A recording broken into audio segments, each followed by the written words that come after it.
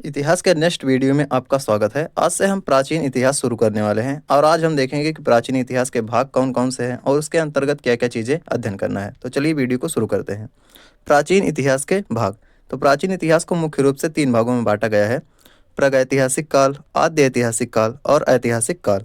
प्रागैतिहासिक काल का मतलब है कि वह समय जिसके बारे में कोई भी लिखी गई चीज़ नहीं मिली है और उस समय की जानकारी हम लोग वहाँ से मिले औजार, बर्तन आदि चीज़ों से लेते हैं। आद्य ऐतिहासिक काल का मतलब है कि जिसके बारे में लिखी गई चीज़ तो मिली है, लेकिन उस समय के लिखी गई चीज़ों को हम पढ़ नहीं सकते हैं, तो इसकी जानकारी भी उन औजारों और बर्तनों के द्वारा मिलती है। ऐतिहासिक काल का मतलब है कि वह समय जिसके बारे में लिखी गई चीज़ भी मिली है और उसको हम लोग पढ़ भी सकते हैं, तो उन किताबों की मदद से हम लोग उस समय की जानकारी लेते हैं, तो उसको ऐतिहासिक काल कहा जाता है। तो चलिए पहले हेडिंग देखते हैं, प्रागैतिहासिक काल। मानव इतिहास का वह समय है जिसके बारे में कोई लिखित साक्ष्य उपलब्ध नहीं है। मतलब इस समय में कोई भी व्यक्ति ऐसे नहीं थे जो पढ़ना लिखना जानते थे, इसलिए यहाँ पर कोई भी पढ़ने वाली चीज़ नहीं मिली, किताब कोई भी नहीं मिली है।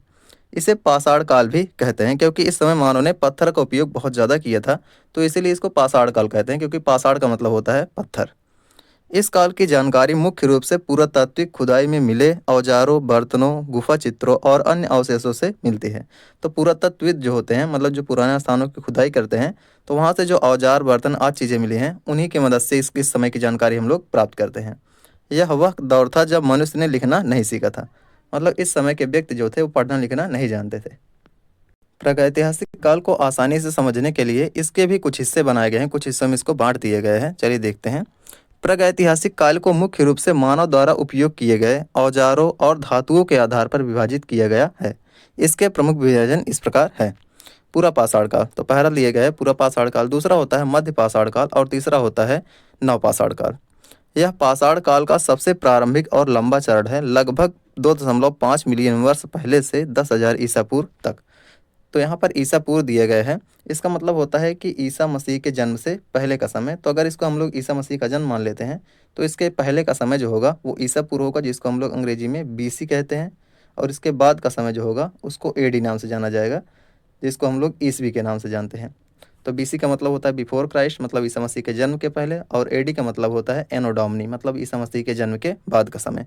तो ईसा पूर्व जो लिखा जाता है वो उल्टा लिखा जाता है। जैसे यहाँ पर 2.5 मिलियन वर्ष पहले से 10,000 ईसा पूर्व दिया गया है, जबकि एडी में हम लोग देखते हैं तो इसमें जो समय होता है सीधा चलता है, जैसे 2001 से हो गया 2010 तक, तो इस तरह से चलता है। इस समय का मानव शिकारी संग्राहक था और उसका जीवन खाना बदोश था। मतलब पूरा पाषाण काल में जो मनुष्य रहता था वो खाना बदोश जीवन व्यतीत करता था। मतलब एक जगह पर नहीं रहते थे, भोजन की तलाश में इधर उधर घूमते रहते थे, और जहाँ पर उनको भोजन मिल जाया करता था वहीं पर वो रुक जाया करते थे। आग की खोज इस काल की एक महत्वपूर्ण उपलब्धि थी। पूरा पाषाण काल में ही आग की खोज की गई थी। हालांकि इसका नियंत्रण उपयोग बाद में शुरू हुआ। तो आग की खोज जो की गई थी वो पूरा पाषाण काल में ही कर दी गई थी, क्योंकि मानव ने जब पत्थर से औजार बनाना शुरू किया था तो उन पत्थरों के टकराने से चिंगारी निकली, जिससे आग की खोज हुई थी, लेकिन इसका नियंत्रण ये लोग नहीं कर पाए थे। तो यहाँ पर जो आग की खोज हुई थी इसी से इन्होंने भोजन को पकाना शुरू किया, क्योंकि वहाँ पर कुछ जानवर मर गए थे, तो यहीं से मानव ने पका हुआ भोजन खाना शुरू किया था। औजार मोटे, भद्दे और बिना तरासे हुए पत्थरों के बने होते थे, जैसे हस्तकुठार, खंडक और बिदारड़ी। तो हस्तकुठार का मतलब यहाँ पर है कुल्हाड़ी से, तो मानव का जो सबसे पहला औजार था वो कुल्हाड़ी ही था। खंडक का मतलब यहाँ पर है कोई फाड़ने वाली चीज़ होगी, जैसे चाकू हो गया, तो वो खंडक के अंतर्गत गिना जाता था। इस काल के प्रमाण भीमबेटका मध्य प्रदेश जैसी गुफाओं में मिले चित्रों और औजारों से मिलते हैं। तो उस समय का मनुष्य जो था गुफाओं में रहना धीरे धीरे शुरू कर रहे थे, तो वहीं से ही इनके औजार मतलब जो मिले हैं या फिर कुछ उपयोग की गई बर्तनें मिली हैं, तो उन्हीं से ही इनकी जानकारी हमको मिलती है, इन गुफाओं के माध्यम से ही। दूसरा देखते हैं मध्य पाषाण काल। मतलब ये बीच का पाषाण काल है, बीच का पत्थर का समय, जो पूरा पाषाण काल के बाद शुरू होता है। यह पूरा पाषाण और नवपाषाण काल के बीच का संक्रमण काल है। लगभग 10,000 ईसा पूर्व से 6,000 ईसा पूर्व तक चलता है। तो यहाँ पर भी हम लोग देखते हैं कि ये तिथियाँ उल्टी चल रही हैं, मतलब ये भी ईसा पूर्व है। इस काल में जलवायु परिवर्तन हुए, जिससे हिमयुग समाप्त हुआ और तापमान में वृद्धि हुई।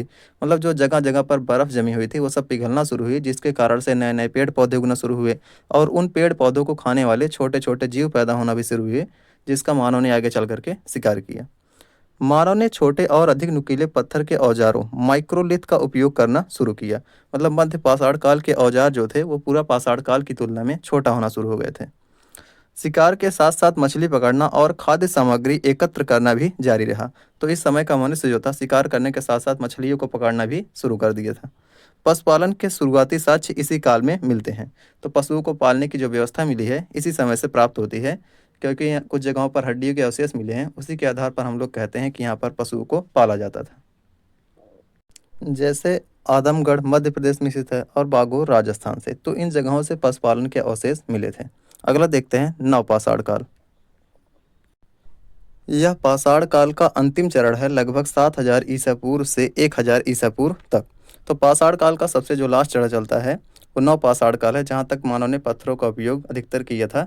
इसके बाद से शुरू होता है धातु काल, जहाँ से मनुष्य ने धातु का उपयोग करना शुरू किया। तरह तरह की धातुओं को भी इन्होंने निर्माण करना शुरू किया, खोजना शुरू किया, जिसमें सबसे पहली धातु जो खोजी गई थी वो तांबा खोजी गई थी, इसलिए पहले चरण को हम लोग ताम्र पाषाण काल कहते हैं। उसके बाद कुछ और धातुओं का उपयोग किए गए, जैसे कांसे को, तो कांसे को तांबे और टिन को मिलाकर बनाया गया था, और बाद में लोहे का उपयोग भी करना शुरू किया गया था। इस काल में मानव जीवन में क्रांतिकारी परिवर्तन आए। मनुष्य ने कृषि करना शुरू कर दिया था। तो यहाँ पर देखते हैं कि मानव ने खेती करना शुरू किया नवपाषाण काल में, और जब से मानव ने खेती करना शुरू किया तभी से नवपाषाण काल की शुरुआत मानी जाती है। और अस्थायी बस्तियों में रहना सीखा, क्योंकि खेती करते थे तो उसकी देखभाल करने की ज़रूरत थी, तो इसीलिए ये लोग एक जगह पर रहना शुरू किए थे। मिट्टी के बर्तन बनाना, पहिए का आविष्कार और पशुपालन का विकास इस काल की प्रमुख विशेषताएं थी। तो यहाँ पर जो चीज़ें हम लोग देखते हैं कि पहिए का आविष्कार भी नवपाषाण काल में हुआ। मिट्टी के बर्तन बनाना भी ये लोग उसी पहिए के द्वारा करते थे, जो चाक होता है पहिए का बना होता है, तो उस पर ये लोग मिट्टी के बर्तन भी बनाया करते थे। पशुपालन के साक्ष्य भी यहीं से मिलते हैं। औजार अधिक चिकने, पालिश किए हुए और कुशल थे, जैसे सेल्ट, बसुले और छेनियाँ। तो इस समय के औजार जो थे उनमें काफ़ी चिकनाई आ गई थी, क्योंकि इसको पॉलिश किया जाता था, और इसका आकार जो था वो छोटा होता चला गया था धीरे धीरे। प्रागैतिहासिक काल का अध्ययन हमें उन शुरुआती मनुष्यों के जीवन और विकास को समझने में मदद करता है जिन्होंने आधुनिक सभ्यता की नींव रखी थी। तो प्रागैतिहासिक काल का अध्ययन हम लोग इसलिए करते हैं, इसलिए प्रागैतिहासिक काल को पढ़ते हैं, क्योंकि उससे हमको पुराने मनुष्यों के विषय में जानकारी प्राप्त हो जाती है, इसलिए उसका हम लोग अध्ययन करते हैं। अगली हेडिंग देखते हैं, प्रागैतिहासिक काल की प्रमुख विशेषताएं। मतलब उस समय क्या क्या चीज़ें पाई जाती हैं जो इसको अन्य कालों से अलग करती है या अन्य समय से अलग कर देती है। लिखित साक्ष्य का अभाव। तो हम लोग देखते हैं कि प्रागैतिहासिक काल में कोई भी लिखी गई चीज़ नहीं मिली है, मतलब लिखित साक्ष्य का अभाव था इस समय। इस काल की जानकारी केवल पुरातात्विक स्रोतों, पुरातात्विक स्रोत का मतलब होता है जो पुरानी वस्तुएं होती हैं ज़मीन के नीचे दबी हुई हैं, उन्हीं को पुरातात्विक स्रोत कहते हैं। जैसे औजार, मिट्टी के बर्तन, गुफा चित्र से मिलती है, क्योंकि लेखन कला का विकास नहीं हुआ था, तो इनकी जानकारी हमको इन्हीं स्रोतों से ही प्राप्त होती है। अगली हेडिंग देखते हैं, पाषाण औजारों का प्रयोग। पाषाण का मतलब होता है पत्थर के औजार। तो प्रागैतिहासिक काल के मनुष्य जो थे उन्होंने पत्थरों का उपयोग सामान्यतः किया था बहुत ज़्यादा मात्रा में। मनुष्य अपने दैनिक जीवन में पत्थर के औजारों का व्यापक रूप से उपयोग करता था। इन औजारों के आधार पर ही पूरा पाषाण काल, मध्य पाषाण काल और नवपाषाण काल का वर्गीकरण किए गए हैं। मतलब पाषाण काल का जो वर्गीकरण किए गए हैं वो पत्थर के आधार पर ही किए गए हैं, उनकी बनावट के आधार पर किए गए हैं। शिकार और खाद्य संग्रह। तो इस समय के मनुष्य की ये विशेषता थी कि वो लोग शिकार करते थे और उसको इकट्ठा करके रखना भी शुरू किए थे। प्रारंभिक मानव मुख्य रूप से शिकार करके और पौधों से भोजन इकट्ठा करके अपना जीवन यापन करता था। तो शुरुआत के जो मनुष्य थे उनको भोजन करने के लिए शिकार करना पड़ता था, या तो जो कंद मूल फल मिलते थे उन्हीं को ही खाकर वो अपना जीवन व्यतीत करते थे। खाना बदोश जीवन। तो इस समय के मनुष्य को देखते हैं हम लोग कि वो खाना बदोश जीवन व्यतीत करते थे, मतलब जहाँ पर भोजन मिल जाया करता था वहीं पर रुक जाया करते थे। भोजन और पानी की तलाश में लोग एक स्थान से दूसरे स्थान पर घूमते रहते थे, उनका कोई अस्थायी निवास नहीं था। तो ये खाना बदोश जीवन प्रागैतिहासिक काल की एक विशेषता थी। अग्नि का आविष्कार। तो हम लोग देखते हैं कि आग की खोज जो हुई थी वो भी प्रागैतिहासिक काल के पूरा पाषाण काल युग में हुई थी। अग्नि का उपयोग इस काल की एक महत्वपूर्ण उपलब्धि थी, जिसने भोजन पकाने, खुद को गर्म रखने और जंगली जानवरों से सुरक्षा में मदद की। तो अग्नि का आविष्कार होने से या आग की खोज होने से मानव के जीवन में बहुत बड़ा बदलाव देखने को मिलता है यहाँ पर। कृषि और पशुपालन का उदय। तो कृषि और पशुपालन का उदय मतलब खेती करना मनुष्य ने, और पशुओं को पालना उन्होंने नवपाषाण काल में ही शुरू किया था।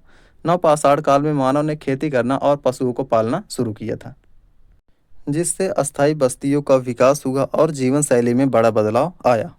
अगला देखते हैं, मिट्टी के बर्तन का निर्माण। तो इस समय की एक विशेषता यह भी थी कि मनुष्य ने मिट्टी के बर्तन बनाना सीख लिया था। नवपाषाण काल में मिट्टी के बर्तन बनाने की कला का विकास हुआ, जो भोजन के भंडारण और पकाने में सहायक थी। तो मिट्टी के बर्तन का उपयोग ये लोग भोजन को पकाने के लिए और उसको इकट्ठा करके रखने के लिए करते थे। कलात्मक अभिव्यक्ति, तो यहाँ पर देखते हैं कि मनुष्य में कुछ कलाओं का विकास होना भी धीरे धीरे शुरू हुआ था। गुफा चित्रों के माध्यम से मानव ने अपनी कलात्मक क्षमताओं का प्रदर्शन किया, जो उनके जीवन और विचारों को दर्शाते हैं। तो गुफाओं में वो लोग अपने चित्रों को बनाया करते थे या अपनी जो कलाएं थी उसको निखारा करते थे, जिससे हम लोग ये देख सकते हैं कि मनुष्य में धीरे धीरे कलाओं का विकास होना भी शुरू हुआ था। तो ये प्रमुख विशेषताएं मनुष्य की थी जो यहाँ पर प्रस्तुत की गई हैं। तो उम्मीद है कि आप लोगों को समझ में आ गई है, और अगर वीडियो समझ में आ गई तो लाइक कीजिएगा, चैनल पर नए हैं तो सब्सक्राइब कर लीजिएगा, ताकि आने वाले फिर से नई वीडियो की नोटिफिकेशन क्रम से मिलती रहे और आप लोग वीडियो को देखते रहें। फिर से मिलेंगे एक नई वीडियो के साथ, तब तक के लिए धन्यवाद।